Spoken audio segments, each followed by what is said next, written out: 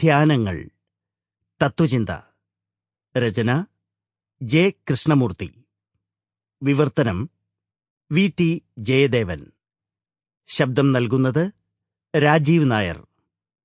Production copyright Storytel and DC books 2021, a DC books production. 1. ധ്യാനാത്മകമായ മനസ്സ് നിശബ്ദമാണ്. മനസ്സിനു സങ്കൽപ്പിക്കാവുന്ന നിശബ്ദതയല്ല അത്. നിഷ്പന്ദമായ സായാഹ്നത്തിന്റെ നിശബ്ദതയുമല്ല. ചിന്ത, അതിന്റെ പ്രതിബിംബങ്ങൾ, വാക്കുകൾ, ധാരണകൾ എന്നിവയോടുകൂടി പൂർണ്ണമായും അവസാനിക്കുമ്പോഴുണ്ടാകുന്ന നിശബ്ദതയാണത്. ഇങ്ങനെയുള്ള ധ്യാനാത്മക മനസ്സാകുന്നു മതാത്മക മനസ്സ്. പള്ളിയുടെയോ അമ്പലത്തിന്റെയോ മന്ത്രങ്ങളുടെയോ സ്പർശമേൽക്കാത്ത മതം. സ്നേഹത്തിന്റെ വിസ്ഫോടനമാകുന്നു മതാത്മക മനസ്സ്. ഈ സ്നേഹം വേർപാടെന്തെന്നറിയുന്നില്ല. അതിന് വിദൂരത തൊട്ടരികിലാണ്. അത് ഏകമോ അനേകമോ അല്ല. പക്ഷേ എല്ലാ വിഭജനവും അവസാനിക്കുന്ന സ്നേഹാവസ്ഥയാണ്. സൗന്ദര്യത്തെപ്പോലെ അതും വാക്കാലളക്കാവുന്നതല്ല. ധ്യാനാത്മക മനസ്സ് പ്രവർത്തിക്കുന്നത് ഈ നിശബ്ദതയിൽ നിന്നു മാത്രമാകുന്നു. 2. ധ്യാനം മഹത്തായ ജീവിതകലകളിലൊന്നാകുന്നു. ഒരുപക്ഷേ ഏറ്റവും മഹത്തായത്.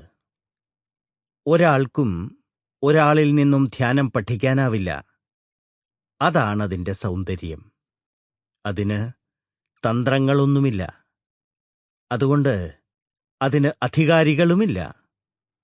നിങ്ങൾ നിങ്ങളെ പഠിക്കുമ്പോൾ, നിരീക്ഷിക്കുമ്പോൾ, നിങ്ങളുടെ നടത്തത്തെ, ആഹാരം കഴിക്കുന്ന രീതിയെ, നിങ്ങൾ എന്താണ് പറയുന്നത് എന്നതിനെ, പരദൂഷണങ്ങളെ, വിദ്വേഷത്തെ, അസൂയയെ നിരീക്ഷിക്കുമ്പോൾ, അതിനെപ്പറ്റിയൊക്കെ വിവേചനബുദ്ധിയില്ലാതെ അവബോധം കൊള്ളുമ്പോൾ, അത് ധ്യാനത്തിന്റെ ഭാഗമാകുന്നു.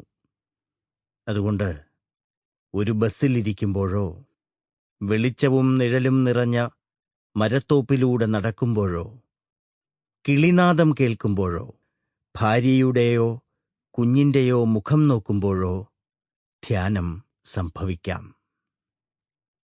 3. ധ്യാനത്തിന്റെ സർവപ്രാധാന്യം വിചിത്രമാണ്. അത് തുടങ്ങുന്നില്ല, തീരുന്നില്ല.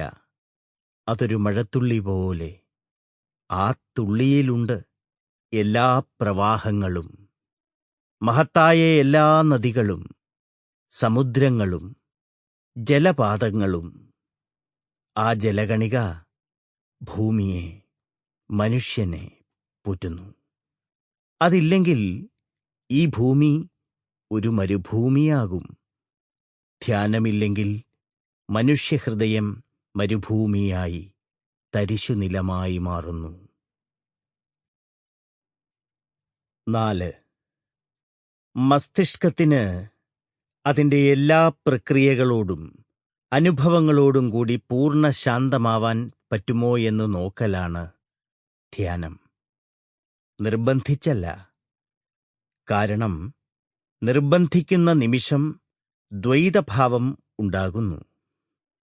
എനിക്ക് മനോഹരമായ അനുഭവങ്ങളുണ്ടാവണം, അതുകൊണ്ട് ഞാൻ എന്റെ മനസ്സിനെ നിർബന്ധിച്ച് നിശബ്ദമാക്കും എന്നു പറയുന്ന ഒരാൾ ഒരിക്കലും അതു ചെയ്യുകയില്ല. എന്നാൽ ചിന്തയുടെ ചലനങ്ങളെ, അതിന്റെ വ്യവസ്ഥീകരണത്തിന്, അതിന്റെ യത്നങ്ങളെ, ഭയങ്ങളെ, സുഖാനുഭവങ്ങളെ, മസ്തിഷ്കം എങ്ങനെ പ്രവർത്തിക്കുന്നു എന്നതിനെയൊക്കെ അന്വേഷിച്ചാൽ, നിരീക്ഷിച്ചാൽ, ശ്രദ്ധിച്ചാൽ മസ്തിഷ്കം അസാധാരണമാം വിധം ശാന്തമാകുന്നു എന്ന് നിങ്ങൾക്കു മനസ്സിലാകും. ഈ നിശബ്ദത ഉറക്കത്തിന്റെ Sample complete. Ready to continue?